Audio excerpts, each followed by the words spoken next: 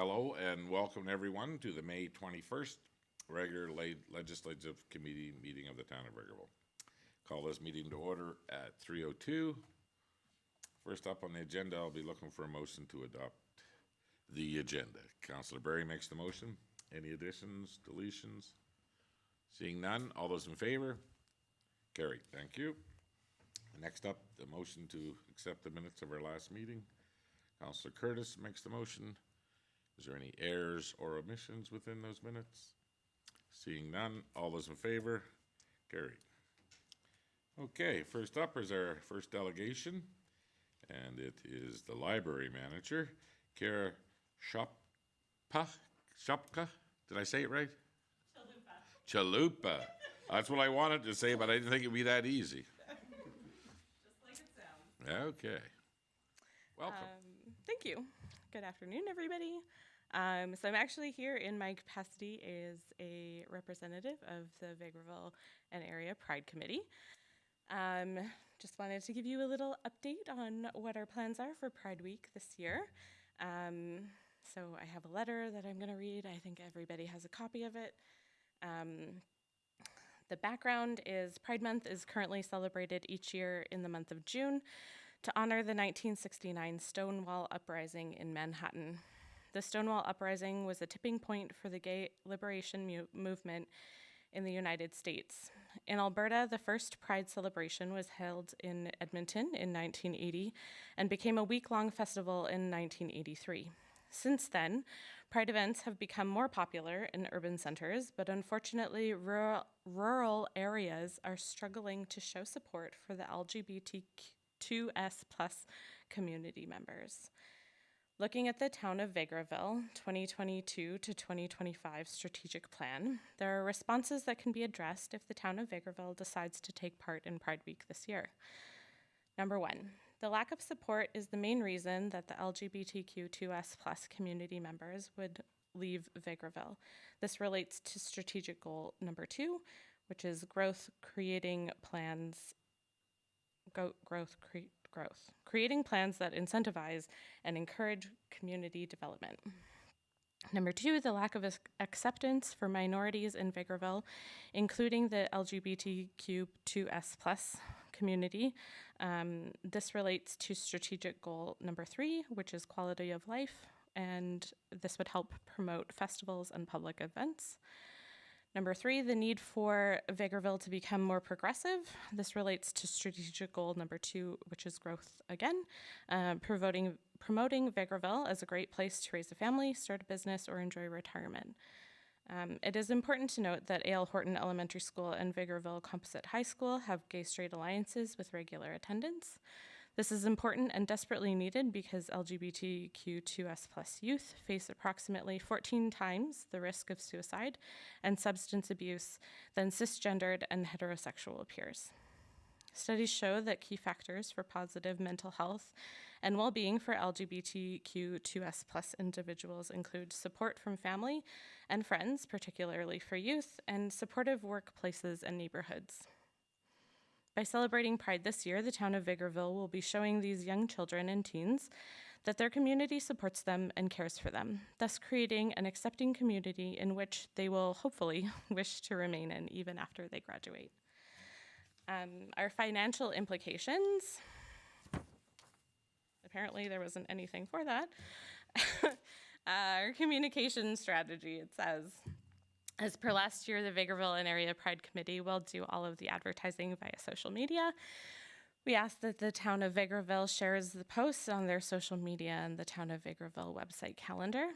Different members of the Pride Week Planning Committee will create social media posts to educate people on the LGBTQ2S+ matters. The posts will consist of the differences between the Pride flags and the importance of each, education about the Pride event, being an ally, culturally inclusive Pride, how to create a safe and inclusive environment, further education opportunities to explore, and resources that are available to them. Our options. We appreciate the Town of Vegreville's support in celebrating Pride Week for our Vegreville residents.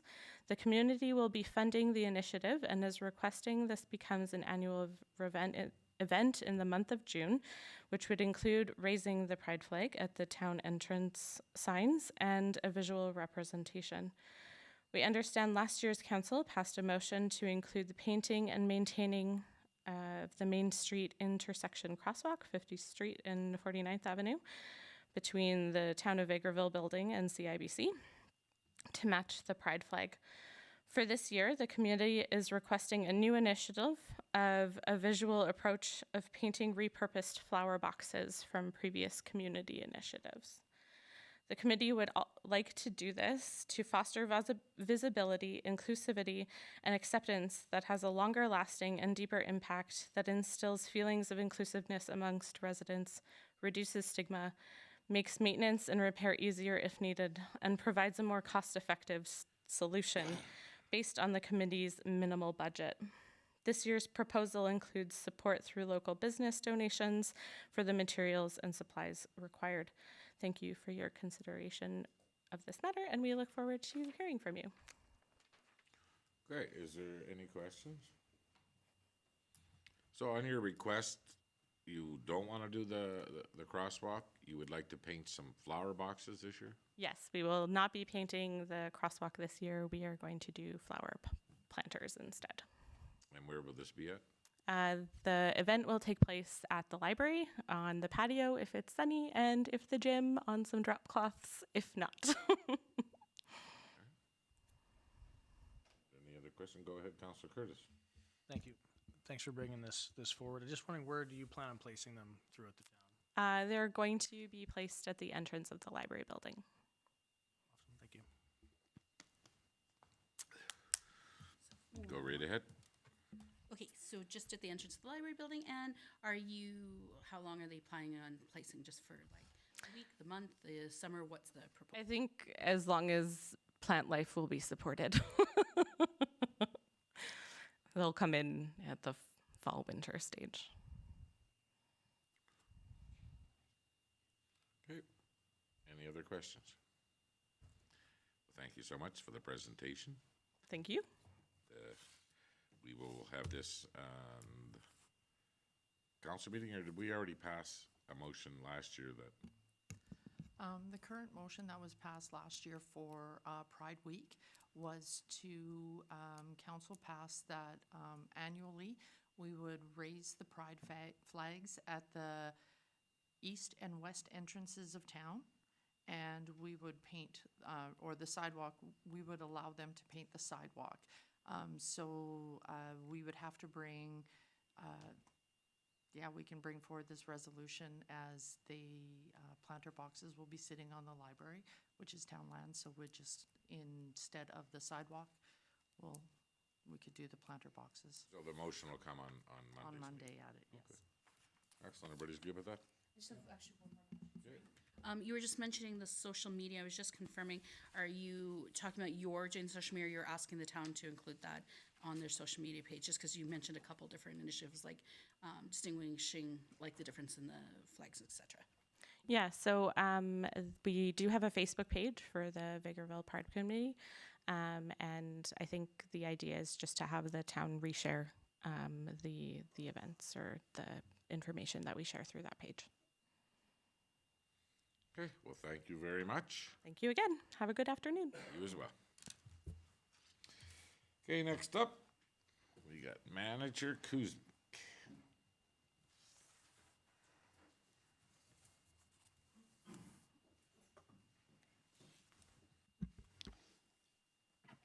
All right, well, good afternoon, everyone. And as you know, we're giving our Q2 updates for our areas. Should have a bunch of these yellow sheets in front of you. Don't worry about them. I stuck Good. them all in a little presentation. Nice with, update. with the blue one here, so instead of going over everything twice. As soon as Jameson puts that on, I can get going.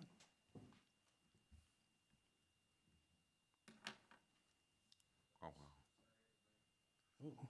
Still working through a few of those.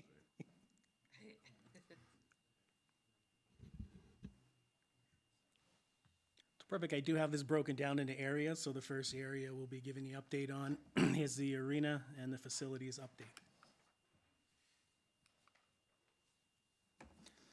So the arena handrails have been ordered and we're just waiting to receive them. Once we receive them, we'll install them.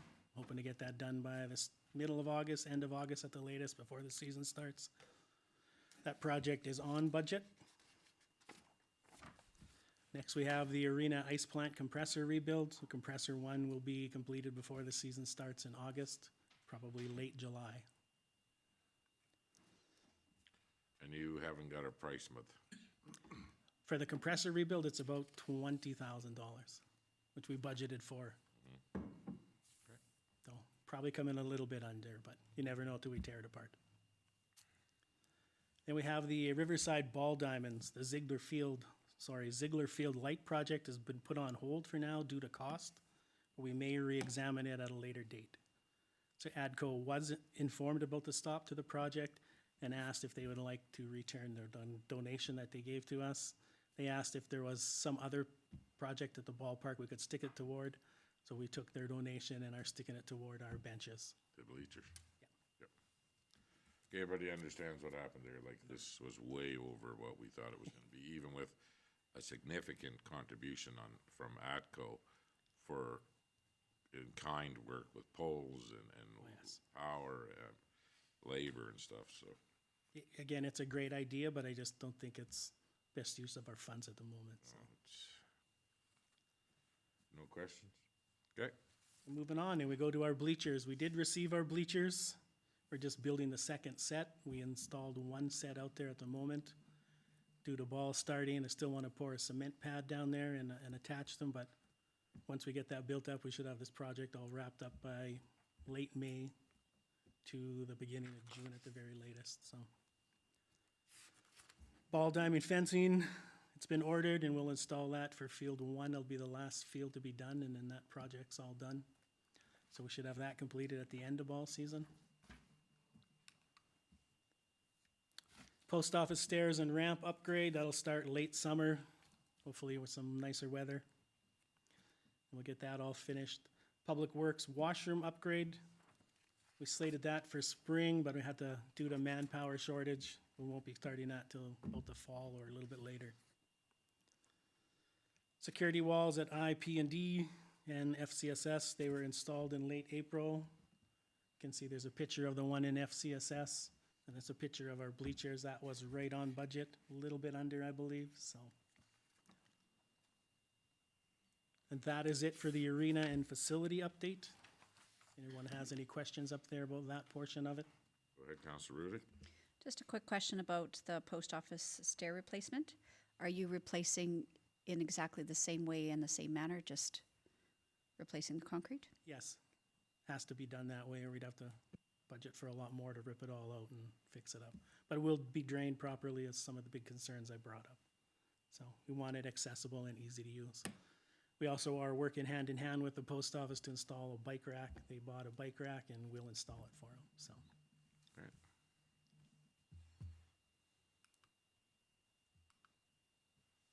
Next, we have our parks update.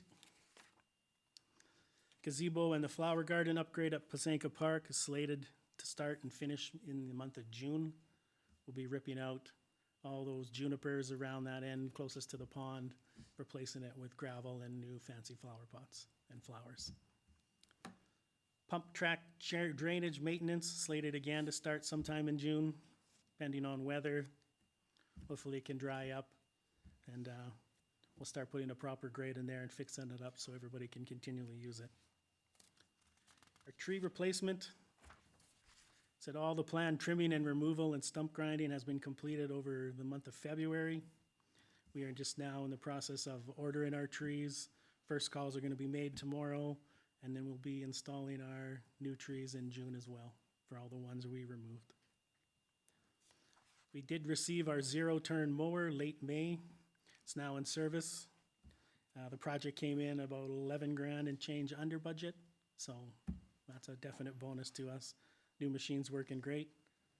Thanks to a lot of help from Dale's department with the mechanics, getting all our numbers and everything ready to rumble, and Tony for ordering that piece of equipment in and making sure we got it on time.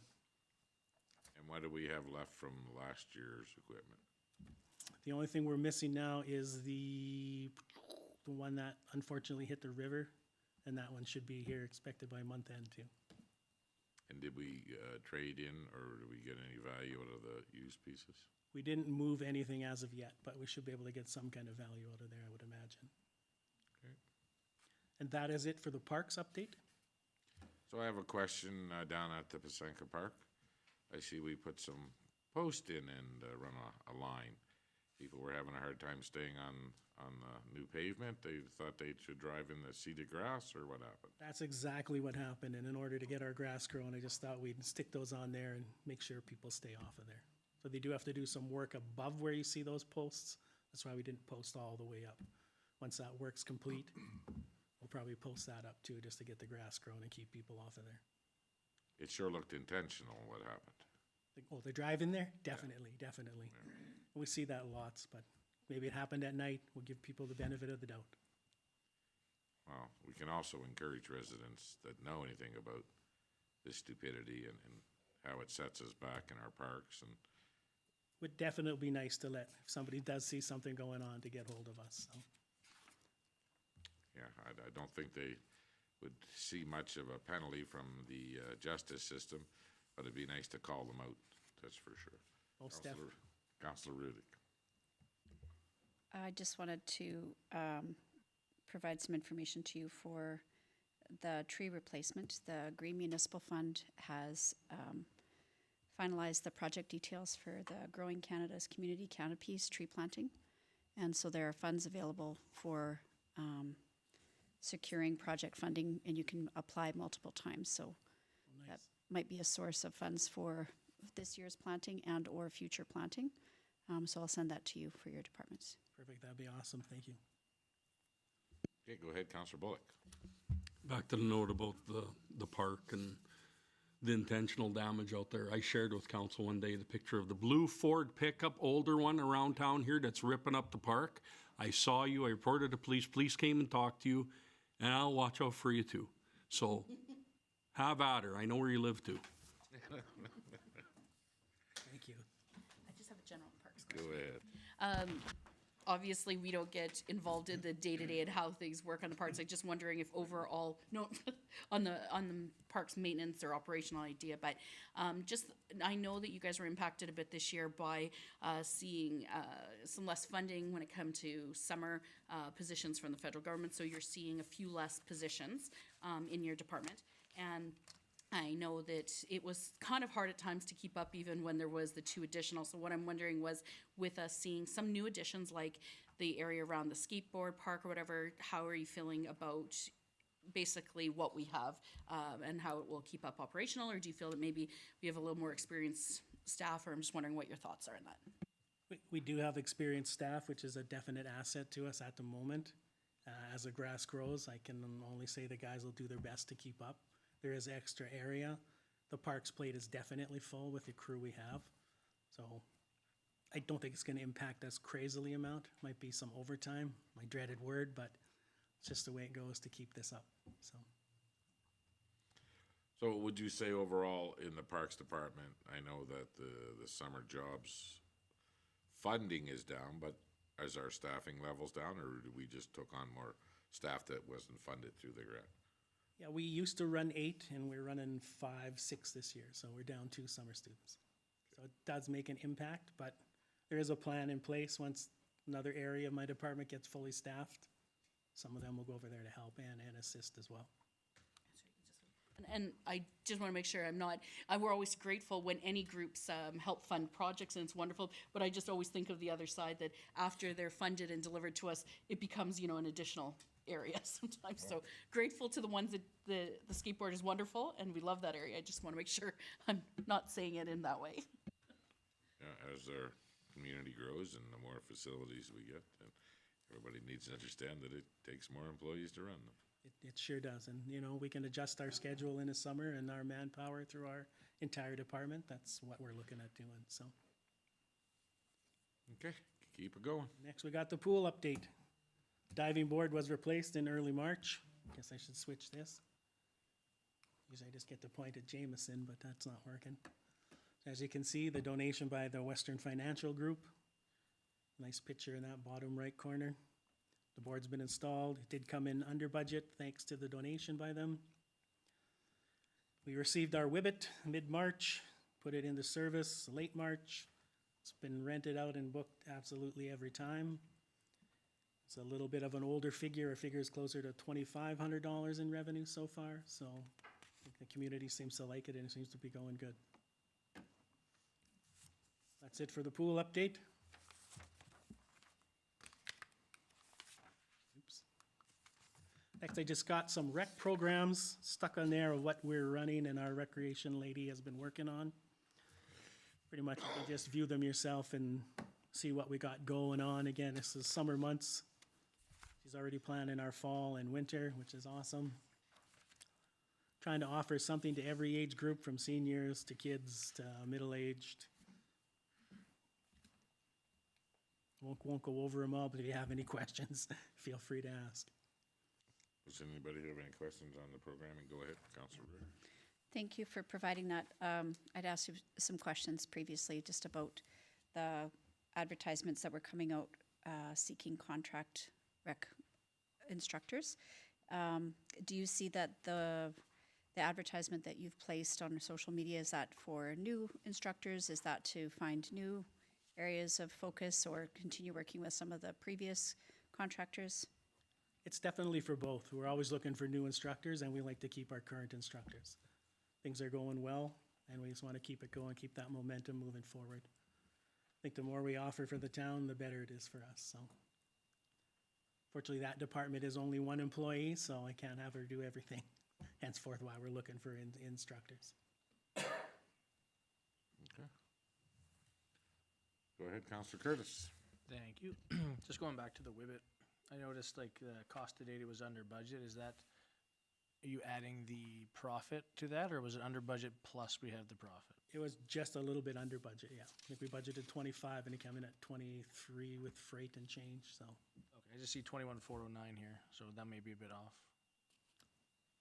Yeah, Nope, that's all I want to know. Thank you. Excellent. Well, you know what, all the citizens of town are looking forward to using all of the facilities all summer long, so hopefully we can keep up, and the less vandalism that we'll see, the better off we'll all be. perfect. I'd also like to say we're hoping to open the spray park this weekend, so. Hopefully the Plus weather 11. changes. Okay, any other questions of Manager Kuzic? Okay, thank you very much. Perfect, thank you, guys. Next up, we have Manager Newton of Protective Services. Thank you, Your Worship. Just to go through your quarterly progress reports first, the 5 pages there. Do you have to pull these up first, or do you want them on the screen? Okay, sorry.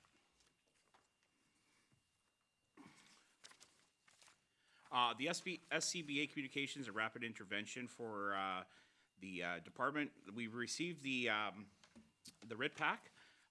It's been trained on by all members, and they're really enjoying that piece of equipment. We placed it on one of our engines, our engine 3, which is our frontline engine. So it's always ready to go. So if we ever have a man down, unfortunately, that could happen, we have that in place. We also have communications that just arrived.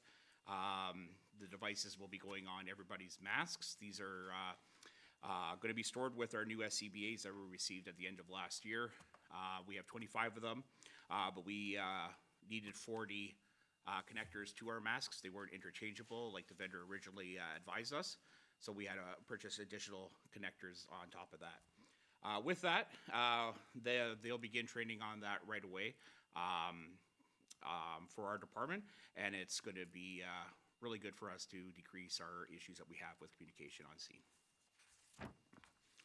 Our airbag system is off track, unfortunately. The manufacturer had a delay with some of their equipment. I was just getting an update from the vendor last week, and they said they don't have an update, unfortunately, at this time. It was a manufacturer problem. We're not the only one affected by it. They're working towards finishing up the project, but it was a material quantity that they did not receive, and they're working towards that to get us that, hopefully within the next, by the end of this quarter. And can you say that they are going to be sticking to their price on this piece of equipment? There hasn't been a change on this piece of equipment at all, sir. The Alberta First Responders Radio Communication, my apologies, there was a error in the estimated budget. The actual budget that we have allotted for this is $35,000. That's currently on par. $10,000 was received that by 2 grants that were received, and the $25,000 for council this capital budget. Talking to Minburn County, they're moving ahead with their project as well, moving over to the AFRAX radios, and we're just working on updated quotes from our vendors to make sure they match, and we'll have that. We've also did sharing information with the communities of Lamont County and Beaver County. That way we can actually communicate on scene if we ever have a mutual aid request. The GPS installations for the enforcement vehicles is completed and working very well for us. With that as well, they also provide an emergency button for our 2 officers.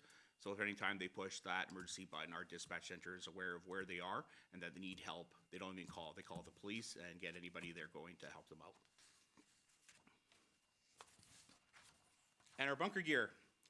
Large expense, but all on budget, thanks to the assistance with the donation that we received from council from the allocated funds that we got from deployment last year. We have received all our sets of bunker gear. We are just waiting to ensure that all members have the proper size fit bunker gear. Even though they were measured, we did come up with 3 errors so far to date, and the vendor will be working with us to get those rectified. And they're a little over budget.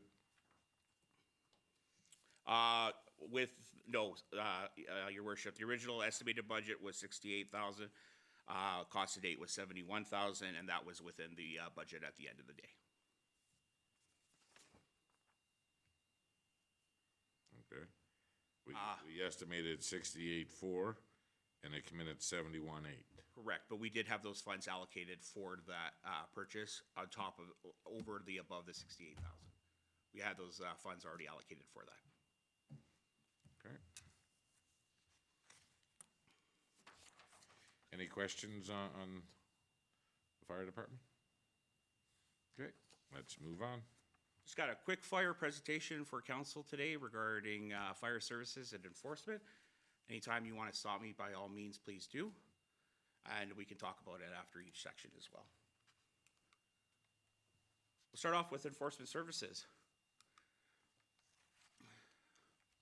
So Community Peace Officer Shalane Regier, she's been around since the end of 2022. Her duties include all the provincial acts on top of the bylaws that we have. So she can actually enforce the Traffic Safety Act, the Trespass to Premises Act, Petty Trespass Act, Dangerous Goods Act, and that stuff, where our brand new bylaw officer, Gurpreet Danju, is only responsible for the bylaws here in town. And are some of our extra communities as well. Myself also included in this, I have to don the uniform from time to time. If you look at the handsome man in the back there, that's me. That's for a bike tour. Motorcycles went through the town of Millet 2 Saturdays ago, and the town and the sheriff's department asked for extra assistance, so I did that on my own free time and gave them a hand with that. We just switched over to Yellowhead County in January of this year. To date, Yellowhead County has taken over 70 calls from us. This way, a person always gets a live voice now and even on the weekend, and they can direct them to the next appropriate steps if needed, or advise them that there is no officer on. Beforehand, if nobody was on, it was just a voicemail that was left, and it caused a lot of conflict on Monday morning, right? Well, I've been waiting for you since Friday afternoon. Well, unfortunately, that's just the equipment that we had in place, or in the protocols we had in place at the time. They also do all our monitoring, so anytime that an officer goes to a residence or pulls over a vehicle, they are monitoring us, and they do a check on each officer every hour on the hour after they check in to ensure that the officer is still safe. They can also check that on the GPS if needed. We went online with our GPS system as February 28th. These 2 slides here are where the actual officer is moved during that time, and this is a typical 2 days data for you, where we cover most of the town within those 2 days. And that's just active patrols, not complaints. This year, we renewed our contracts with the towns of Lamont, Tollfield, and Mundare. We spent 29 hours there total a week during that time, and we also took on the Village of Andrew this year. Village of Andrew is only being provided with bylaw services. That's what they wanted, where the other 3 communities wanted community peace officers. So Officer Regier is only in town for a very short window during the week, if no holidays or EDO time is placed into that as well. With that, we do 10 hours a month for the Village of Andrew, so we do 2 patrols out of there. This is something we're very proud of. This is something new to the department that our officers are doing. This is our activity count. We try to do this on a regular basis to ensure that we're covering the community other than just in that GPS format. So you'll look there, you'll see that we've done 32 foot patrols, for example, and a large one as well as 19 admin work, unfortunately. We do a lot of paperwork when it comes to everything, and we have to we collect data of that. That's the second slide as well. This is anytime we log into the system, you'll see that we've logged into the system 740 times since the beginning of the year to enter data that we have been doing. 269 vehicle patrols. That includes, you know, the cemetery that we do on a regular basis, the ball diamonds. We're logging those patrols in. 61 school patrols there as well. So we're in front of one of the schools in the morning to ensure that traffic is slowed down or buses are being checked. And we're doing bus stop checks as well with the sign out.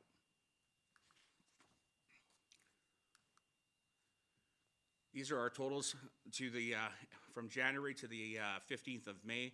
We've done 162 reports, 39 violations to date, and 24 call logs. 24 call logs means that no file was needed. Somebody calls to say, hey, I have an issue with a dog in Minburn County, for example. Well, that's not our area. We call them, we advise them, that's not our area.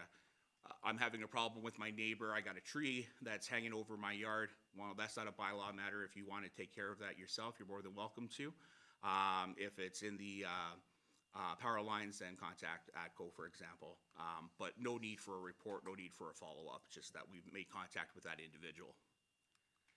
And 39 violations. One thing to note is it's from this year alone. Last year, total, we rewrote 27 tickets. This year, we're at 39 for the quarter. Some of our call logs are just plain and simple animal bylaws. I may went too far. Oh, I'm on track. Sorry about that. Animal bylaw, assist other agencies. Sometimes we'll get a call from the RCMP. Hey, can you look at this up for us? If you have any issues there, we'll give them a call and advise them.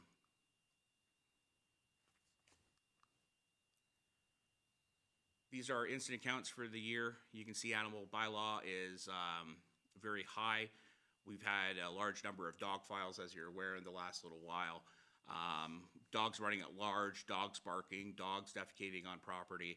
We don't break it down per incident. We break it down by what the bylaw is, right? So animal bylaw, assist general public. The assist general public is a little out of skew, unfortunately, where we noted that there might not have been a heading that's already placed in the system. We're going through those and readjusting them when we need to put them in a proper heading. 62 snow removal bylaws, so that is part of, you know, our patrols as well. We're doing that proactively, advising people that they need to shovel their sidewalks. We haven't really touched grass yet this year because we haven't needed to yet, which is luckily. Traffic bylaw would be, you know, your abandoned vehicles. Vehicles been parked in front of my house for 3 days. And waste disposable bylaw. There has been a few sightings of people dropping meat off in the Down in Vegreville, we have been dealing with that issue, and we've actually located the individual, and that person is, we're dealing with that individual through enforcement and tickets.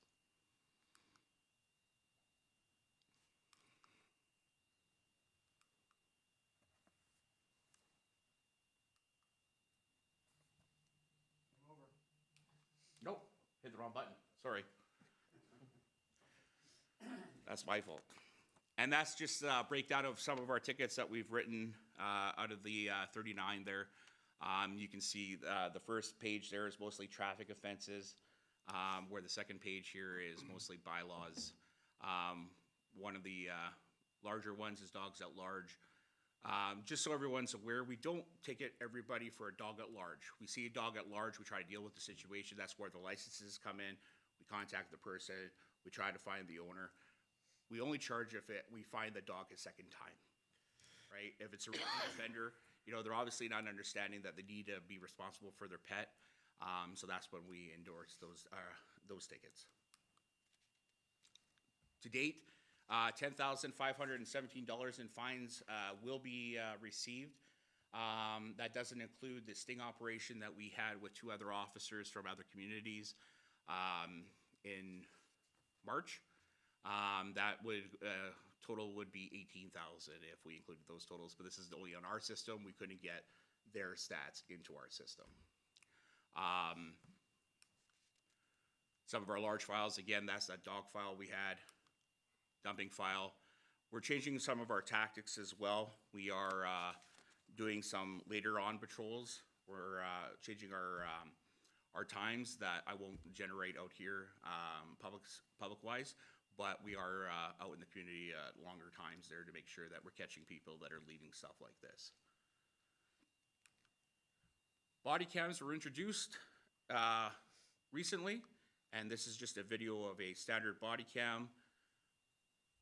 Can you hit play for me, please? I don't know which one's play, I'm sorry.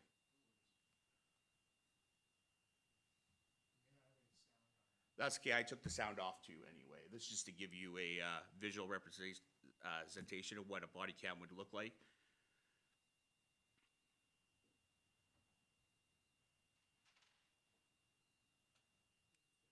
Very clear, right?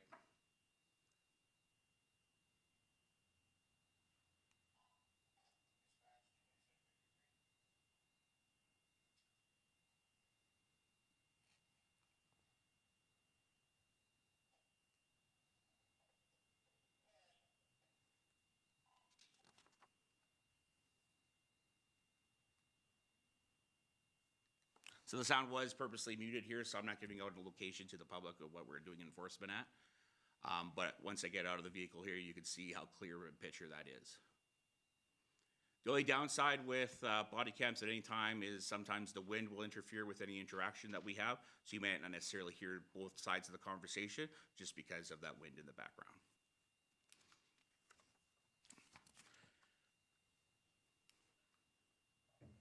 So bylaw changes that are upcoming, we're doing a review. My team and legislative services are doing a review currently on the fire services bylaw and then the community standards bylaw. We want to make some changes there, and we'll bring that to council for first reading in the next couple months to take a look at. I noted the patrols that we're changing our patrol times up a little bit as well, and then we will also be available during the Pasanka Festival and the fair. You'll see our officers out there in the public as well. Any questions about enforcement services? Go ahead, Councilor Rudick. Just going back a few slides, you don't need to go back, but I did Figure know. out how. That's okay. I was just going to comment. I've had, I noticed myself, but also had some commentary from residents and businesses that noticed the foot patrols. So interested to see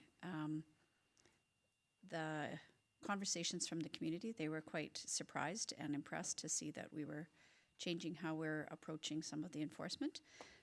Not all comments were good because some of them were upset that they may have received some feedback that what they were doing was no longer acceptable, but it was great to be able to see both Shalane and Gurpreet literally walking down the back alleys and visiting, seeing firsthand what's going on.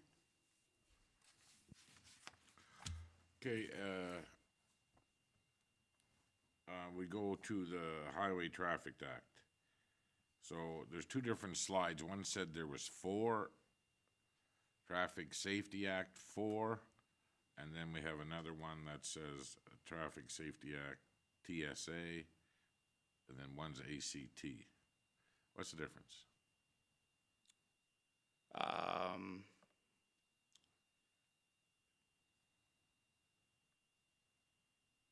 The charges are on there as well, under the TSA. It looks like this one is not, so that means there wasn't a charge entered into it. That was, specifically, that wasn't entered as a charge. That was a 1. But you look, TSA, that's Traffic Safety Act, Section 53, Sub 1, Sub C, drive or park with an expired plate. The sections are in there at the top there, sir. Just looks like one was mislabeled. It didn't actually put a specific charge into there. So in the first quarter of this year, we have represented the Highway Safety Act 4 times in tickets. No, Your Honor, Your Worship, I apologize. Under the Traffic Safety Act also is the Vehicle Requirement Act as well. If you look at the first slide there, for example, 7, that's vehicle driver not wearing their seatbelt. 5, operator motor vehicle without registration. 3, fail to stop school bus for red lamps. 2, improper wearing of seatbelt. The top count, the first page is all provincial tickets. The second page is part of provincial tickets and bylaws. Okay, so seatbelt is a Highway Traffic Act, right? Yes. Yes, Your Worship. Speeding, we've got 2.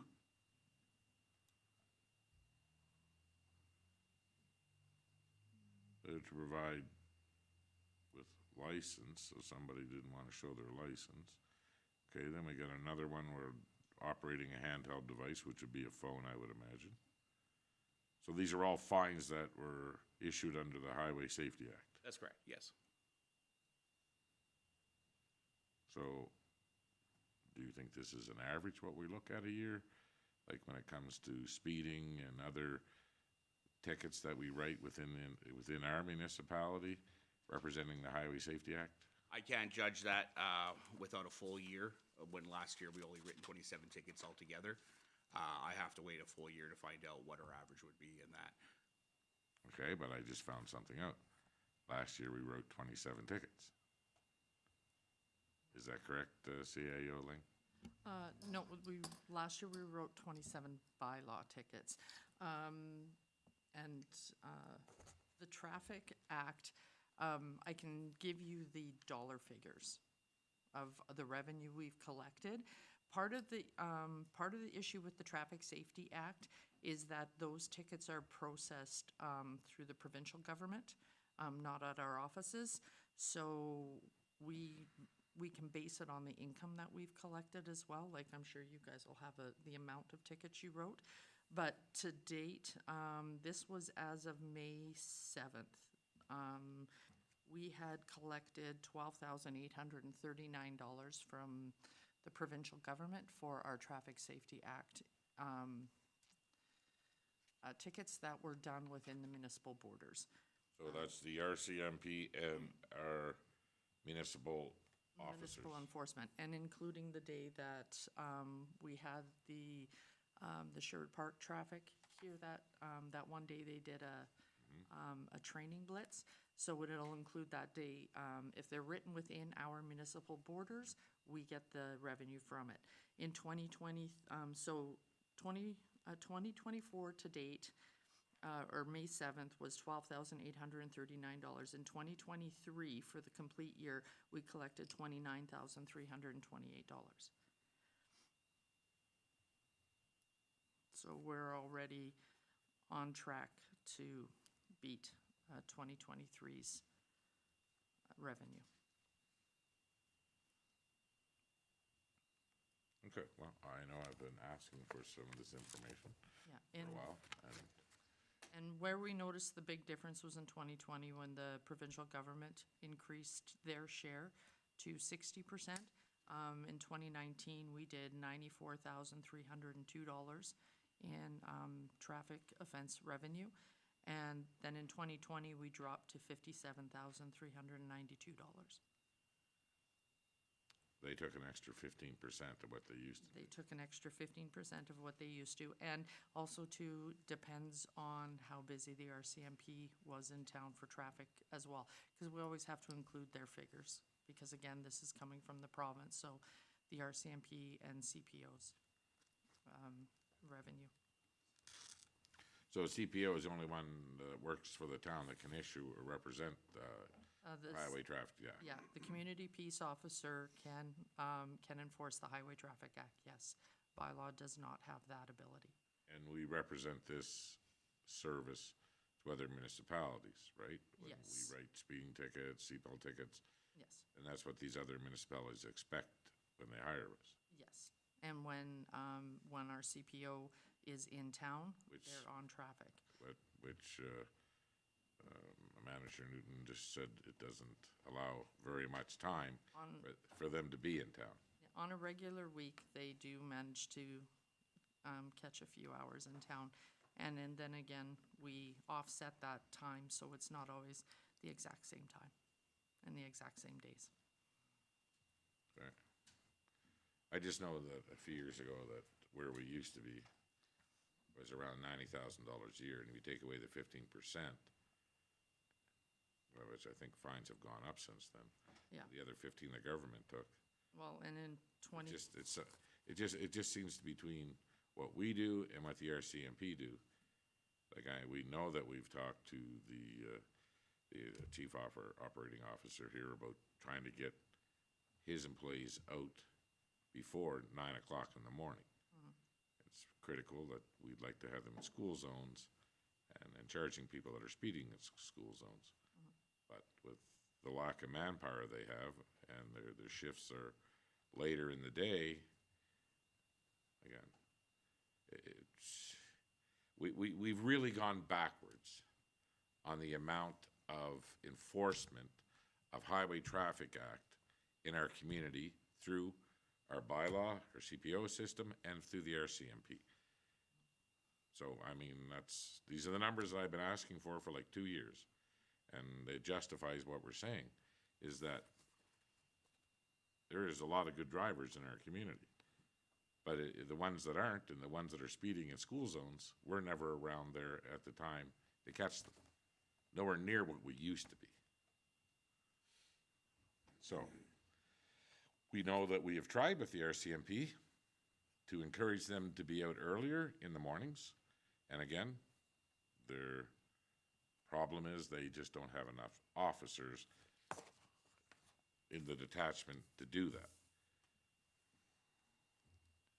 I'm wondering how we fix this on our own. How do we get to the point where we can enforce the laws at the expectation that we used to have? well, we do have some options, and we're trying to work within what we have right now to alleviate some of that. Okay, so, Manager Newton, I know that you're the liaison with the RCMP, and if you can encourage them, again, to be out, like, when the school is intake and kids are coming to school and leaving school. Again, this is something that citizens of our community and parents expect, that their kids should be able to be unloaded and loaded and be in a playground and be safe. But we know that we're not doing anywhere near the level there that we used to. So again, school will be out here in a short time. But it's something that we need to look at, is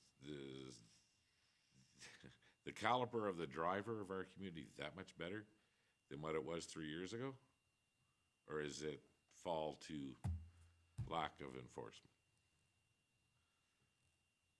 Again, we do other communities, and their expectations of the CPO in their community is to be there to write tickets to represent the Highway Traffic Act. But we don't have enough time right in our own community to do that. And I'm not blaming anybody here, I'm just saying that it's something that we need to look at. And we're also down from 2 CPOs to 1 CPO. We are. And our decision was to hire a bylaw over a CPO because of cost.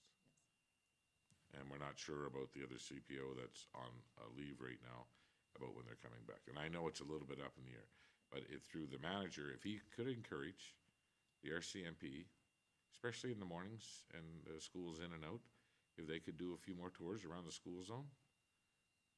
I mean, I think it's something that parents expect that should be enforced. Okay. Anybody else have anything they want to say? Go ahead, Councilor Rudick. I appreciate the data collection. This gives us something to go off of too. And appreciate that, to the mayor's point too, that a big decrease in our revenue is due to the increased share that the province took from our revenue that we derived within our borders, which is a bit of a pickle. That might be something that maybe in the future we can talk about with the MLA when we have our next meeting. But in the meantime, I think even just the increased presence on the streets, particularly before and after school, is always appreciated by the community, just towards our goal of continuing to maintain a safe community in a way that's also fruitful in a couple different ways. Gives us increased presence, visibility, increased safety, as well as revenue from those tickets as well. And our people there as much as they can be. Absolutely, appreciate that. Thank you. Okay, we'll move on to your bylaw changes. Sorry, Your Worship, I did mention them. We're just going through the community standards bylaw. Oh, and okay. Fire services bylaw. Fire services. We're based out of the fire services building, as everyone's aware, and we have currently 11 apparatuses that we've been maintaining for the last number of years. With the new capital joint plan with the county and Minburn that was passed, we'll be joining replacements on most of the apparatuses except 3 that we're responsible for. And we just put this one into service at the end of last year as well. This is our unit called Sierra 1. This is a repurpose of one of the bylaw units, and it was repurposed. So far, it's provided us great for hauling equipment and personnel to fire scenes where we didn't have in the past, where we've been loading up hose and equipment back, dirty equipment, with our members, when this is actually in the back and not bringing back so much carcinogens and problems, and we're not stepping all over it on the way back. So this goes out as much as it can.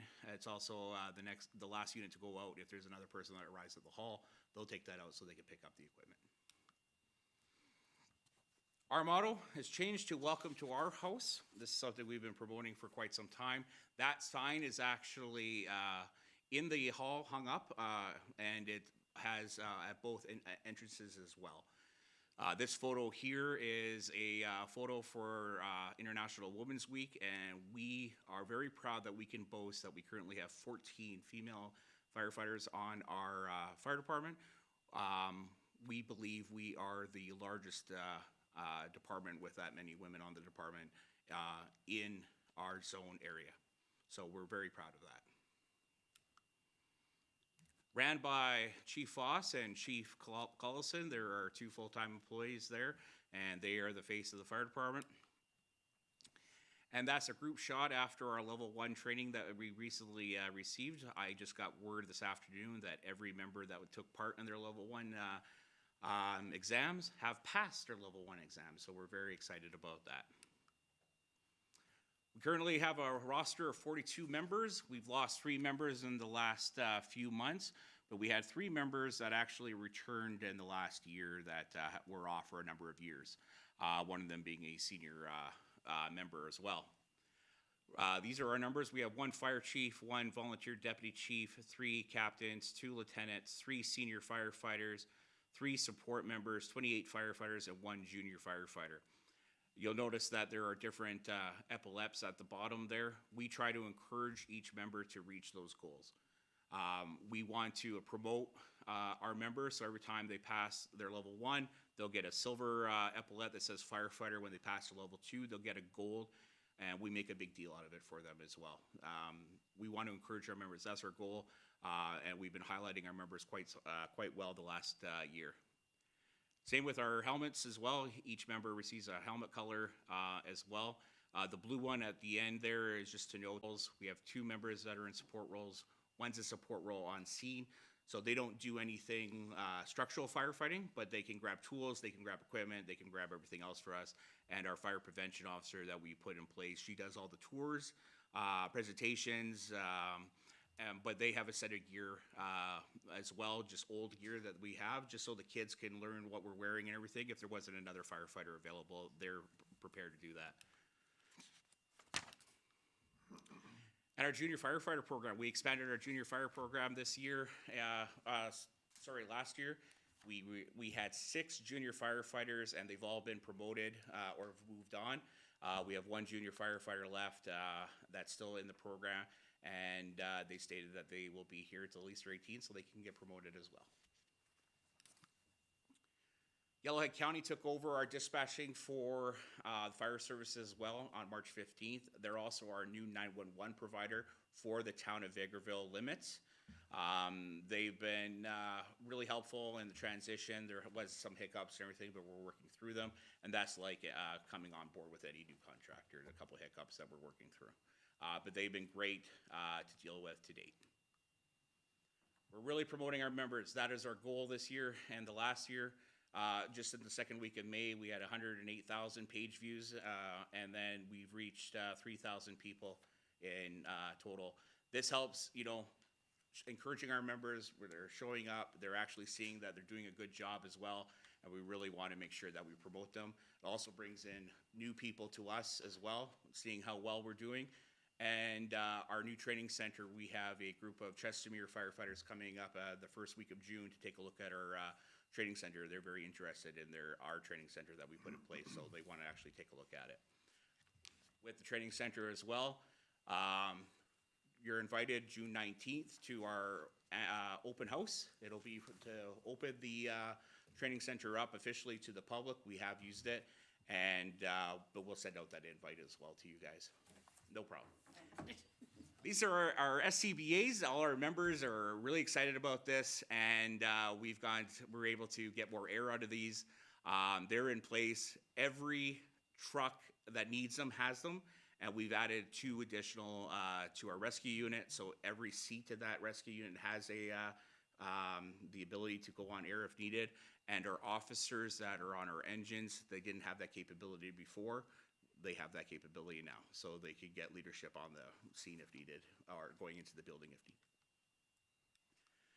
We sold all our old SCBAs. One of our county to the north of us took all our old SCBAs. We're able to make a small dollar amount off that. We're really excited about that. Cleared off a lot of space for us at our hall as well. Bunker gear. Like I said, we just got our bunker gear. That's Cody there, very excited. He's the first person to try on his new bunker gear, and it fit him like a charm. His last bunker gear that he had, he blew out his entire cuff of both of his legs because it wasn't fitting for him. That's the unfortunate part. When we took in 11 new recruits at once, we didn't have enough bunker gear to fit them properly, but every person does have that opportunity now. One thing to boast as well is out of those 11 new recruits, all 11 of them are still here today.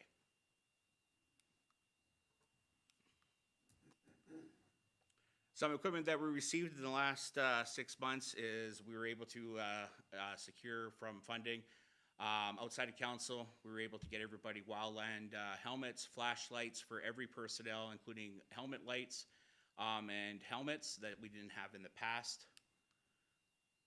And that's just a couple of the things that we put in place. So the Wildland gear, the red there on the left and right, that's new, coming out of non-council budget as well. The medical jumpsuit as well. The structural gear is brand new from you guys. And then those green shirts there. Before we used to wear bunker gear or coveralls to wildland calls. This allows people to work very well. They're not over exhausted, they're not overheated. They're two pieces, they're able to take off that jacket if needed and actually work well in the environment there that's possible. Also with the medical jumpsuits there and the shirts there, we're not bringing those carcinogens into your home. If you get a call and we have to go there and help out with the ambulance services, we're not bringing all that toxics into your home as well. They're strictly made for those purposes. Structural fire gear, structural, wildlands, wildland, medical is medical. They don't interact whatsoever together. That's just a couple other pieces of equipment we got there. And then you looked on the gentleman there with the backpack. That backpack actually is a medical jump kit. We're able to get that through the province, through training, through their MFR grant. And they were able to provide us, so we have two new trauma bags on our units now, and they work very well. Instead of carrying 2 to 3 kits into a home, we're only bringing in 1 now. We never had that problem. We never had that availability beforehand, and it's cut out a lot of time. Everybody knows where it is. Everybody knows where that kit is. Everybody knows what's in the kit. We're not constantly going back and forth. Vehicle struts were put into place as well this year. We just got them a couple weeks ago. We're really excited about those as well. And then, of course, the training center. That's Johnny Dick right there. Johnny was a big part of our project in getting this training center off the ground. He's since retired from the fire department, but he'll be invited as well when we have the official open house. We have been using it nonstop. Pretty much every training practice that we're able to incorporate it into, we have been. We were able to do our level 1 and 2 training here as well as our exams. So we're really excited about this. And we want to thank you, the members want to thank you again for your contribution in that as well. This is just, can you hit play for me, please? This is just some of the things that we weren't able to do before.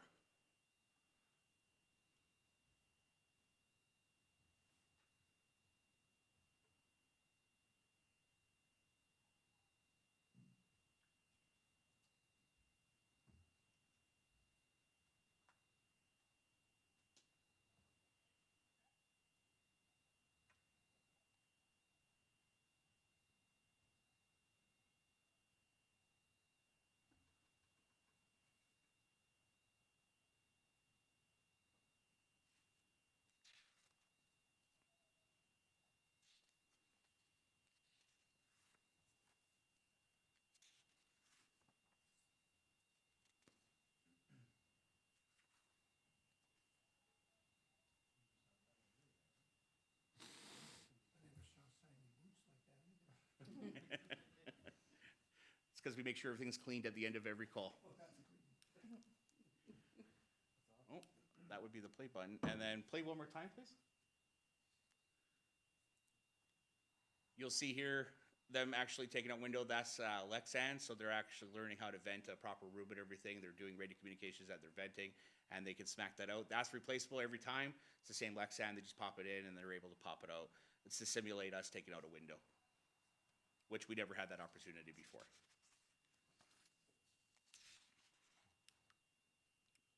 That's our level 2 class right there, just after their exam. They're really excited that they finished their exam, and we're just waiting on results on their level 2 class for that.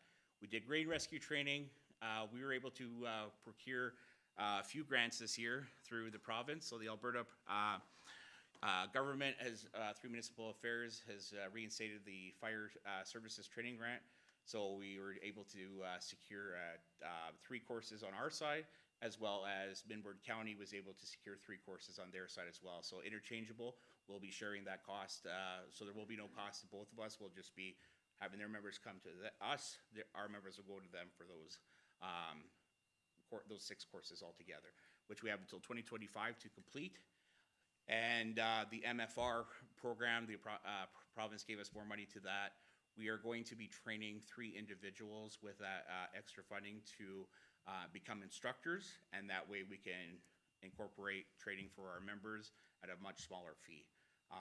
So we're going to be using that grant money to ensure that they get the proper training. That way we can continue on instead of trying to find that funding in a couple of years when we have to recertify everybody. We're in the community. We're always in the community. That's Dale and Tony in the left-hand corner there, providing barbecue services for the Legion. We were given the opportunity to partake in the Smile Cookie initiative. through the club, and they were able to donate almost $3,000 worth of funding to our fire prevention team. So we're getting some equipment through that and some training through that for our members. Top right-hand corner there is Texas 4000, which we do every year. We haven't heard from them yet this year. We're not sure if we're actually involved this year. They leave on the 25th from them, and we haven't heard nothing from them, so we're not even sure if we're going to be partaking, but we did. And then on the left-hand corner there with our friend Sparky there, that is our muscular dystrophy, I can't pronounce that word, boot drive initiative that we do. Our stats to date, we're at 85 calls, and actually this time last year we were at 85 calls as well. The difference is, though, our fires are down. Fires are greatly down. We're very excited about that. We were prepared to have a large brush fire wildland season if needed. We put trucks in service a month early. We were prepared, but with the weather and way things are changing, we haven't been deployed yet. We were asked for one deployment, but we ended up standing down before we left, turned a wheel. And that was with Minbert County. We're going to be providing a member for their team to go up. Most of our calls are false alarms. We've been dealing with that on a regular basis. If they're a second offender, we do bill all our people for that. And we've had 19 fires altogether. That includes rubbish, house fires, burning buildings in and outside of the town as well. Questions, comments, or concerns? Anybody? Go ahead, Councilor Lemko. Yes, thank you, Your Worship. Good job. I'm very impressed with what I've seen, and more than impressed, I'm proud that the fire department has gone to where it is today. It's very nice to see in a community of our size the amount of work that's going on in the fire department. Kudos to your team, yourself for leading, and the firemen who are, and fire ladies who are participating in this. This is very impressive. Go ahead, Councilor Curtis. Thank you very much. I'll echo that. Just a couple of questions. You mentioned about having the possibility of our people being the instructors. Would that open up an opportunity for us to instruct and or charge a fee for other community firefighters to come here and learn courses? And also, have you had anybody reach out to use our facility, our new training facility, other than just come up and see it, but actually participate and use it? Not from the surrounding areas at this time. Chestermere is the ones that are coming down to see what we've done and what we've done different from other communities because they want to build their own. Anybody in the area, we haven't reached out yet per se because we were too busy finishing off these two courses to make sure that our people were certified and ready to go. So that is something that I know the club and the fire department are working together in conjunction with, and we'll be moving forward with different aspects of that. As for any training that we provide, we do put that out to other communities as well on a regular basis after we've got our people figured out first. We want to make sure that our people are good to go first. We're actually hosting a critical incident management team training, and because we're hosting it, we actually received another grant for that, so it's no cost to our people to go there. We're hosting it, it's our facility, and other people are coming in from a different community to do that. Other communities, I should say, not just a community. Okay, well, I want to thank you. It's nice to see some of the numbers that are broken down here. I know it probably took some work, but I think the expectation of council moving forward that this would be something that we would see at our quarterly reports. I want to thank CAO Ling for getting those numbers on the fines and where we're at with the representing the Traffic Act in town. Again, nice presentation. We do appreciate it. And it's been a while getting some of this information, but now that we have it, I think that the expectation would be that as we break down the quarters that we see these type of how we're representing the bylaw in our communities. And two things to note, Your Worship, this year, because of the pure volume of what the things that we have seen regarding bylaw, it's been directed to our staff that we're concentrating on the north side of town this year for proactive community standards. and we'll concentrate on the south next year. Complaints we will deal with on a complaint basis, 100%, but we're concentrating on the north just because of the sheer volume for 1.5 officers. Okay. Not quite. A bylaw officer and a part-time other officer. We don't, not even. Okay, thank you very much. Okay, next up is me. So we received a letter from the Royal Canadian Legion, Dear Mayor McPhee and Council. The Royal Canadian Branch number 39 Vegreville is holding a special anniversary ceremony this year to mark the 80th anniversary of the D-Day landings on June 6, 1944. This significant event was a pivotal step in the ultimate defeat of Nazi forces in Europe and involved a major commitment by the Canadian military. We are planning a short march to the cenotaph, a brief ceremony, and return to the parade starting point. We would like to use some of the Recreation Center parking area to form up and dismiss the parade. The event would begin at 5:30 p.m. on June 5th and end no later than 6:45 p.m. The Vegreville RCMP detachment is being contacted for notification of the event, possible escort, and also participation. Alternatively, we would appreciate participation by members of the Town of Vegreville Community Policing staff. Approval of this plan is requested. Attending members of the Town of Vegreville are invited to join us at the Legion for snacks and socializing after the ceremony. Legion Branch 39 would also like to invite the Town of Vegreville to have an elected official join us and also say a few words. Please advise Rod Stewart, event organizers, with the name of the speaker representing the town and with any other attendees' names. If you require any more information, please contact Rod. 85 years. Wow. 80, sorry, the 80th anniversary. That's crazy. So, who lays out the parade? What do we need to, we need to put up stuff, nothing? Okay. No, I've been in conversation with Rod Stewart, and it's a short distance. They don't require any barricades from us or anything. I've been in touch with Dan Quigg from Public Works to just make sure that the stretch is swept up nice before they do the march. So that's really minimal for us. Okay, so just checking my schedule. I am in Calgary that day. Is there anybody here that would like to attend and bring a few words from council? You can make that on the 6th? I will do my best to make it there. I'll get there. You know, so on the 5th. It's on the 5th or the 6th? 6th. 6th. No? It's on the 5th. Sorry, it's June 5th. June is 5th. The event. Oh, right, okay, so when are we leaving for Calgary? I'll make it there. Always willing to support a local group that's doing something positive for the community. I think it's really important that we support groups. Oh, never missed one, I think of the Legion before, but this one I'm not there, and if you're willing to take it on, say a few words, then if we could, Sabrina, could you get back to Rod with one member so far? Is there anybody else who'd like to attend this event? I can try it. I'll try. Okay, so it looks like we have 3. Good, thank you. Okay, next up, we have received some more letters on political neutrality. So I will give a few comments.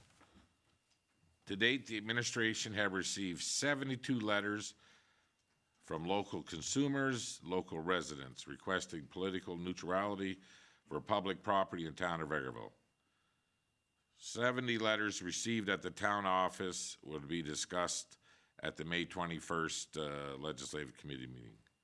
Administration is aware that one additional letter was received by council prior to May 13th because it was not written to administration, it was not in with this number.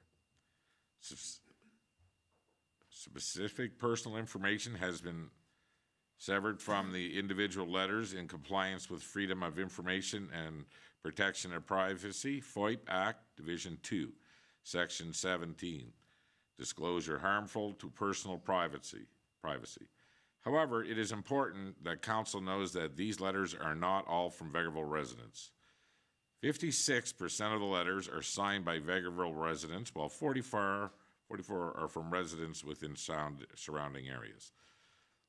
Lavoy, Lamont, Two Hills, Mundare, Hilliard, Harry Hill, Innisfree, and Murnham. If this letter writing campaign were to transition into a petition, all signatories on the petition must be Vegreville residents.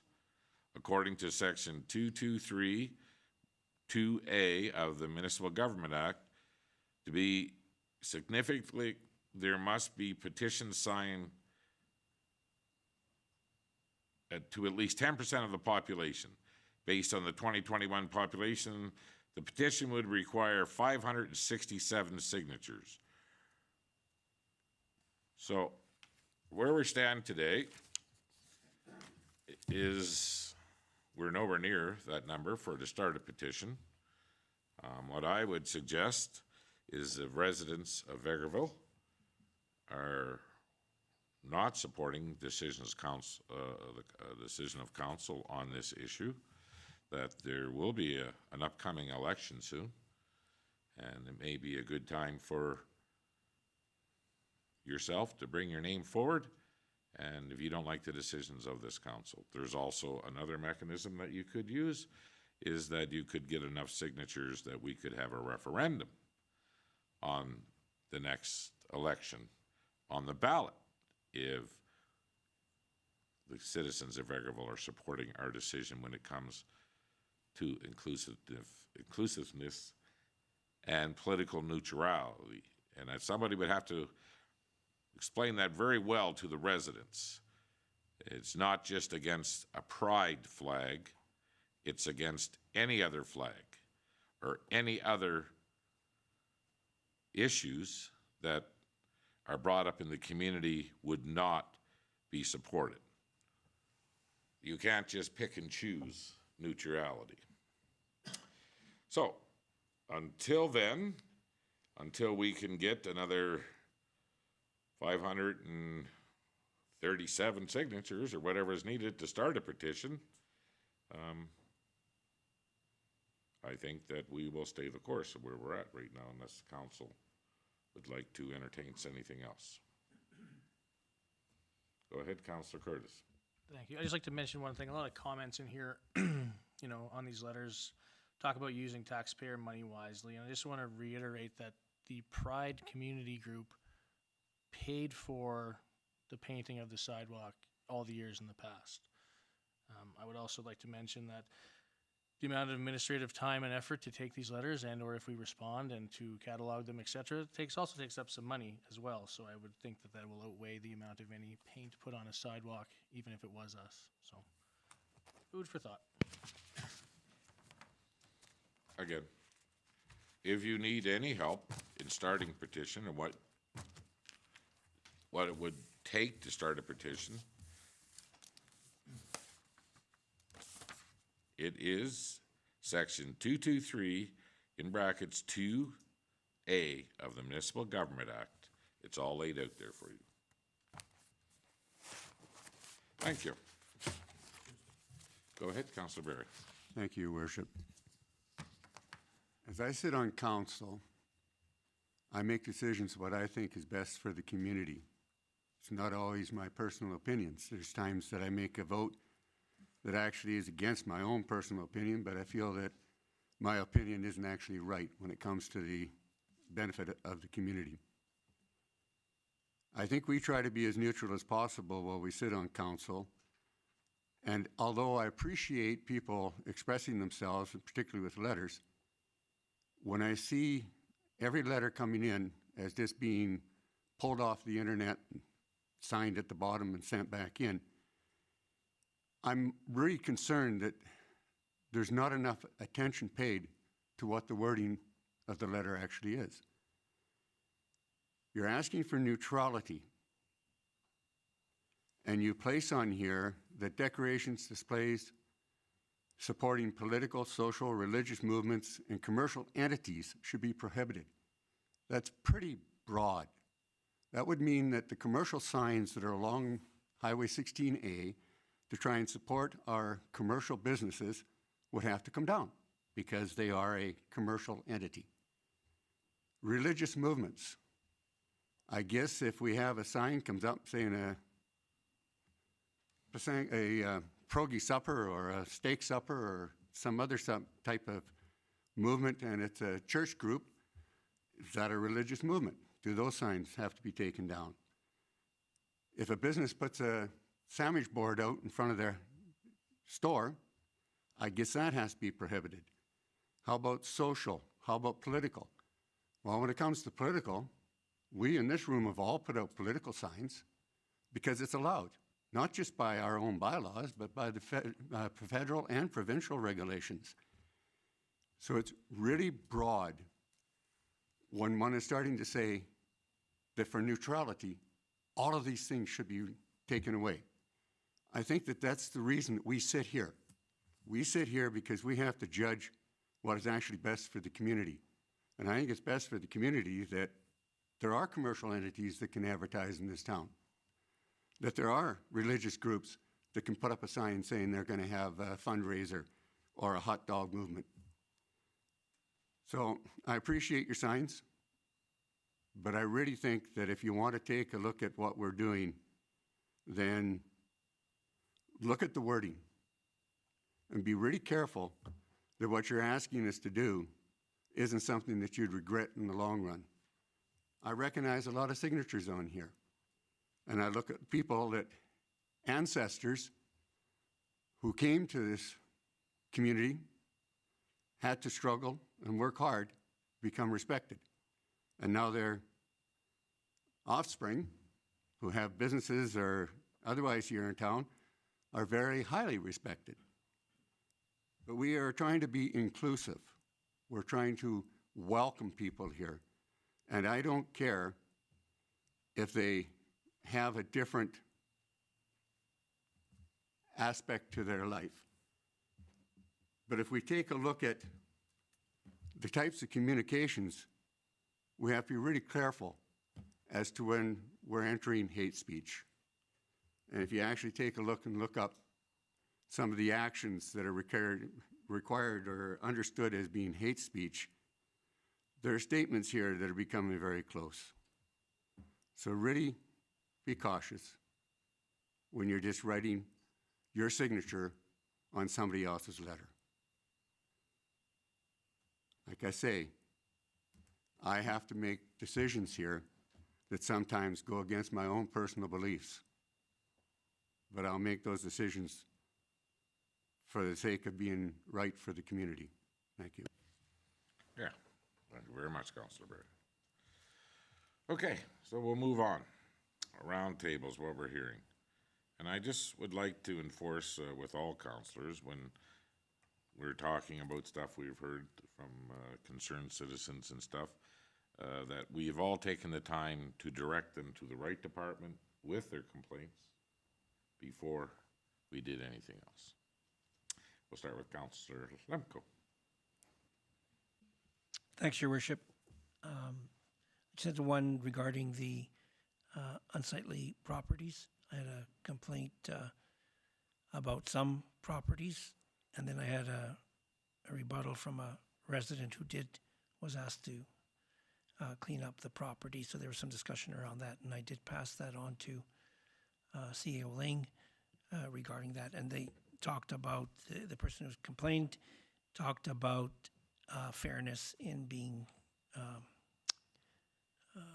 sent with a citation to clean up the property when he named many businesses in town that are unsightly as well, that he wants to know if they were looked at. So just a concern.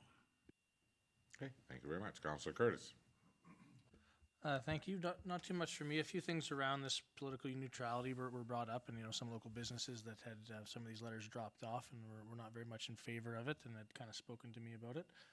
But other than that, slow pitch is back in season. Everybody's excited about that. We have 10 teams again in the league, so we were rained out this last week here, but the first week we had the teams. So an even number of teams means no bye week and no somebody sitting out for only one game. So everybody's pretty excited to get out there. So that's all I got. Thank you. Councillor Rudick.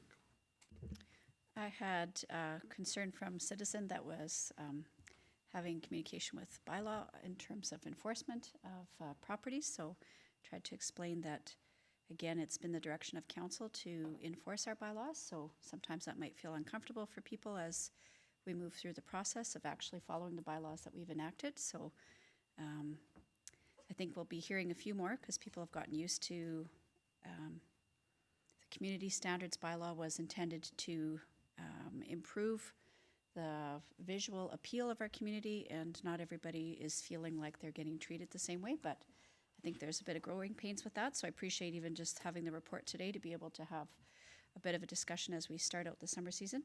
I'd mentioned last time, but again, a specific thank you. I'd heard about the street sweeping. I know that it's rained a ton, but those that are out and about really appreciate the cleaning of the streets for those that are riding vehicles other than cars, being able to go out motorcycle. That was noted by a group of local residents that congregate at the Egg Park, and we're really happy to be able to maneuver on the streets. And the last thing was a compliment to Vegreville soccer in particular, not to slight ball, but there's some people from out of town that were very shocked to see how busy the soccer fields were. It's not been really nice, but rain or shine, of course, these sports continue on. But it was a full soccer field, which is great to see. We've got a lot of young kids, and nice to see the range of athletes in that field. So thanks to Big Minor Soccer for running a big, busy program. Thank you. Councillor Warren. Okay, I only had two. One was similar to Councillor Curtis mentioned, just about some of the letters received. The one comment I would make about that I would say I appreciate is in the discussion I had with the person, I said, I respect people who put their names to things. So the one thing I would note about some of the stuff is I appreciate receiving things to us or with information versus some social media anonymous type of stuff. So that's all I want to say about that. And the other issue has actually worked itself out because it was a discussion about fire pits and fire bans, and Mother Nature's taking care of that quicker than our admin's quick to. So we're good. That's it. Thank you. Councillor Bullock. Okay, I've had some active conversations regarding the neutrality, as well as regarding bylaw and citations being written. I had a lengthy phone conversation with one of the business owners about the citation he received and his neighbor's citation he received, and he complained about our bylaw. And I said that, well, maybe our bylaw officer wasn't so active before, but there's been some changes. We have a new bylaw officer at the moment, and he's fairly active enforcing what we said that we would be doing. So it's not that the bylaw officer is just doing what he wants to do, he's actually following the bylaw. I went through the bylaw, and I hear that we're gonna be reviewing the bylaw, which is fantastic, so everything needs some review anyways. But I got thrown at me concerns about the land values being taken down because we're coming down so hard on the business owner, and this is all my opinion. I rebutted to the fella, and I said, do you think if we were not doing things for businesses, like with the special tax incentives and stuff, maybe we should be looking at that if we're not doing enough, but I think we did a lot of good things. But anyways, I said, for me to be talking with him without the rest of council involved in the conversation really doesn't mean squat, because it's a council decision as we move forward. Whether any of us on council like a decision or not, we carry through at the end of the way the vote goes. So the bylaw's in place. It's the way it's gonna be dealt with a bylaw officer. That's what's there. We are gonna be reviewing the bylaw. We don't want businesses to leave town. We've been trying actively and very hard to encourage businesses to come to town, stay in town, because that's what we want. And I told this fellow I'd like his to stay too. So, and our opinions and stuff like that I won't talk about on camera here. So anyways, as for the letter going around, a lot of the people that I've seen that signed their name to letter. Thank you, fantastic for that. I know a lot of you people out there, and you know me too, so we all know we're straight shooters and stuff like that, and I don't agree with the letter. I don't. Prejudice doesn't live in my house. Never will. I may have not felt, maybe it was a little different way back when, but, things change. I grew a little smarter and stuff like that, so I'm going with that. No room for hate in my wheelhouse. Thanks a lot. Thank you, Councillor Bullock. Councillor Barry. Thank you, Your Worship. The only conversations I've had were on the neutral letter, so I think I've expressed myself. I grew up just at the end of World War II. And I had a lot of uncles and aunts that fought in the war, and some of them didn't come back. And I looked at Europe, and I saw a lot of hatred there in the Nazi group. And I see what's going on around the world right now, and it's concerning. I don't like hate. I don't like prejudice. Okay, well, thank you all. And of course, I've had a very steady diet of phone calls myself, so. But we're working through these issues right now, so. Let's go to some director's highlights, and we're gonna start with Director Lefebvre. Thank you, Worship. I have one topic, but it'll be some conversation. This is regarding the grant application for the 2022-2023 Watershed Resiliency and Restoration Program. This was the project that was done at our Riverside Cemetery. We had some riverbank failure happening. It was a new approach to riverbank stabilization. The project is now complete, and we just went for an inspection today, and I thought it'd be a good opportunity to take a couple pictures and just go over it. I want to start it off at the beginning that this was not my project. This was given to Brianne Giles, who's our infrastructure coordinator, and she took it from start to finish. I may have been watching a little bit, but she didn't need any assistance with it at all, so this was hers. Have you got a picture for me, Jameson? So in 2020, a large portion, probably 35 meters of bank, and that's it being finished. Whoop, went away. Riverbank had given away, the riverbank was within inches of actually some of our internments or earth burials sloughing into the river, especially a 1918 infant grave. The major contributor of the erosion is the invasive and it's a non-native, shallow-rooted plant. It's basically carrigandas, as everybody knows them, and there's a lot of them out there. And they're no assistance to bank stabilization. This is a picture from quite some ways away. You can see all the tiers that have been developed. So this is west and south of the cemetery on the other side of the river, and it's a wattle fence system with the poplar inserts put in. So the project had started by removing all of the invasive species and pulling that out, and then they were putting in their poplar inserts. And this was all designed with Associated Environmental, who led us through this on it. And the grant, by the way, was a total of $180,925 for this project, 100% funded. So Associated Environmental was designed the project to slow the flow velocities by establishing a dense network of native woody riparian vegetation, to reduce the overland runoff, stabilize the over-steepened slopes with woody vegetation to provide root zone depth and diversity, and then again improve overall watershed resiliency to mitigate the effects of the current use as a cemetery and increase the ability to withstand future flooding. There's a nice picture of it too. If I know we can't zoom, those are the poplar inserts that went in and last fall, and you can see several are now starting to branch out and leaf already. Of course, there is a metal fence that goes around down by the river and back up, because beavers love it when the trees are pre-cut and they just haul them away. So the fence is being effective. So that's the poplar, balsam poplar staking, and then the low toe staking with willows down at the bottom. Now that the project is 98% complete, it is complete as far as physical work. We have the last portion of our project to stakeholder and public outreach. So the educational site tour will occur this summer. Associated Environmental will advertise the tour publicly, as well as be specifically offered to stewardship groups like North Saskatchewan Watershed Alliance and the Vermilion Watershed Alliance as well, local students, Town of Vegreville staff, elected officials, County of Minburn, and they want to do a presentation associated does with the benefits of this project and how it was done differently than maybe I'm used to them doing it, which is steel cages full of rocks and you stack them up. So this is a whole different approach. I was curious to see it go, and it's nice to see they're starting to shoot and take off and going to be something and develop our tree root system with the poplar that goes very, very deep and hangs onto the soil when the water's going by, as opposed to a caragana that it underwashes immediately. So yeah, that was a nice story. It took 2 years to get the project complete, just because we have to wait for Mother Nature and things to grow and things to happen.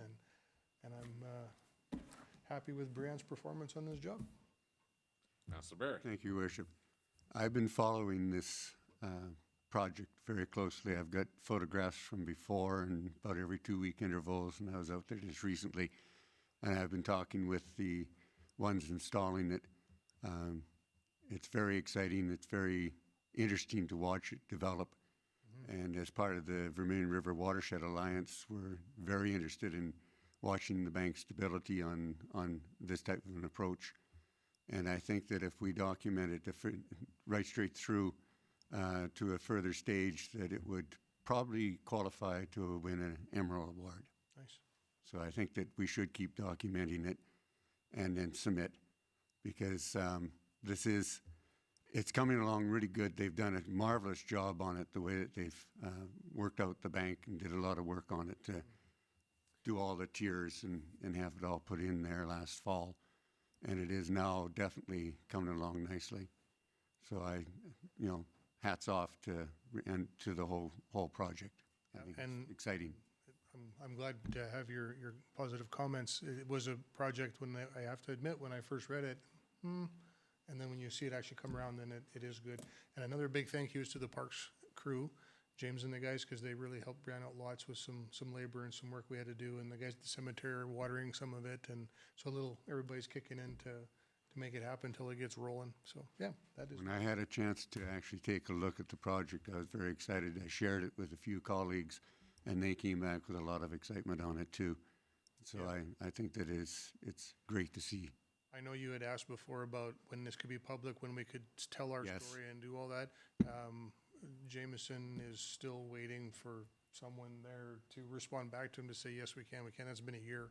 We've been waiting for someone to Yeah, and I still haven't said anything. I think now that it's done, we're going to do our public education, and let's just throw it out there. And what could the harm be? The project's over. Let's tell the world about it. Yes, exactly. Okay. Let's document it. And again, it'd be nice to get an award for this and have Brianne front and center with all the work she's put in. Yep. I've asked Jameson to bring this slide up again, this picture. Do you guys know where this picture's taken from?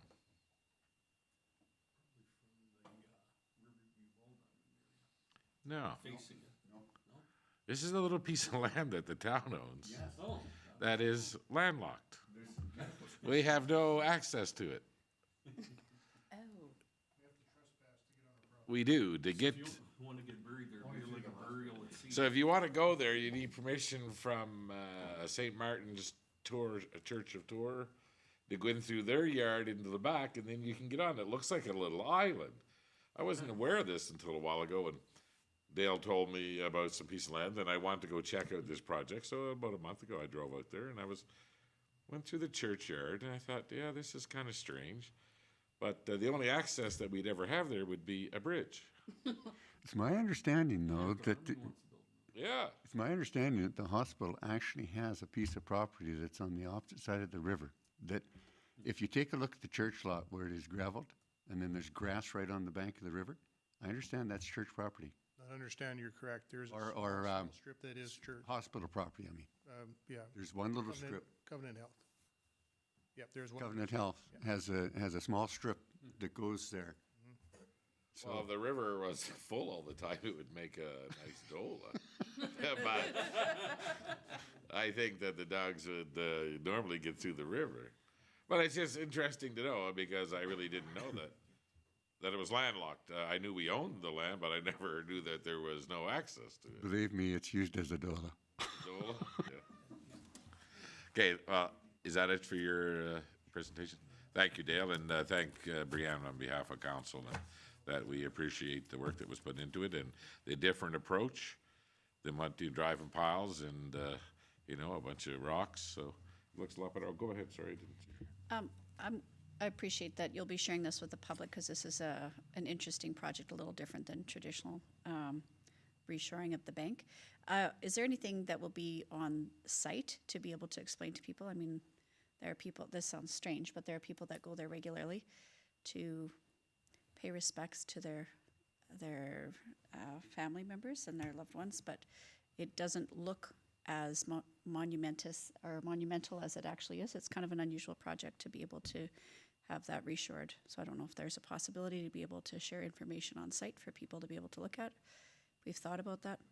Actually, first of all, I did not until you mentioned it right there, but I don't know, this is Brianne's project, I'm bringing it to council, but there may well be something where, when they do the public education component, that there would be some signage that would explain it, or a QR code to scan and get more information. I'm sure we'll make that happen. That would be good. Okay. Thank you. Thank you very much. Next up, CAO highlights. Thank you, Your Worship. I really don't have much as I was away at SLGM most of last week. But we have received a FOIP request. And this specific FOIP request that we have received is for the agreements that we hold with the federal government. And the request is uniquely exactly what we sent into the province for what contracts we had with the federal government outside of the province. So we'll be sending that information in to the FOIP section of the Alberta government. And excuse me. I had, before I left for SLGM, I had follow-up conversations with the Elks and the Kinsmen regarding the new Ukrainian monument that's being installed in Pesinka Park. That's a tongue twister today. And invited them to the unveiling on the June 23rd. Good. We appreciate you doing that. Okay. That's really all I've got for right now. Okay, Councilor Rudick.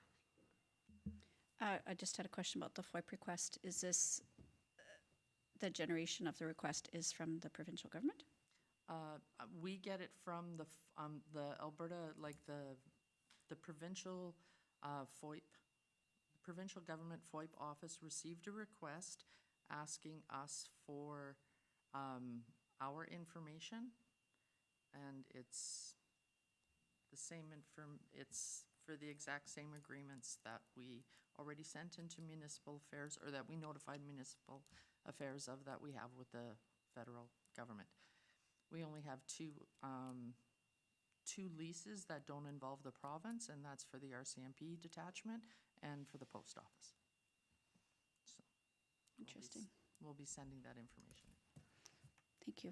So we haven't taken a bunch of money for affordable housing and from the federal government yet, behind the province's back? No, any monies that we have with the federal government would have been our ISIP, and the province is right on board with those, so. You can't get them without the province's permission. Exactly, so these would be the only two contracts that we have signed with the federal government specifically, and even then, one's with the RCMP and one's with Canada Post, so. So, as an aside, last week a group of us that are FCM board members met with Minister McIver to talk about Bill 18, which this specifically relates to, and I think just in sharing some of the experiences of the majority of municipal members, which is basically everybody except for Edmonton and Calgary, that the majority of municipalities will have an unintended impact by this new legislation. And Minister McIver said the intention is not to hurt fireworks or post box implementation.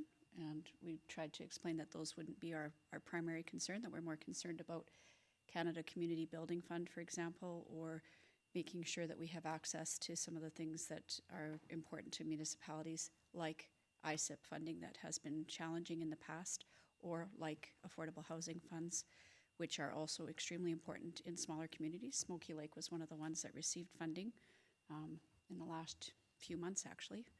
And what he did ask is for us to be able to provide back to his staff examples of that we feel might be detrimental to good delivery of municipal services in local governments. And I'm not certain that they were aware, for example, that Canada Community Building Fund had been doubled twice, but I don't know that they realized that a lot of the advocacy about CCBF came directly from FCM, not from their department as they originally believed.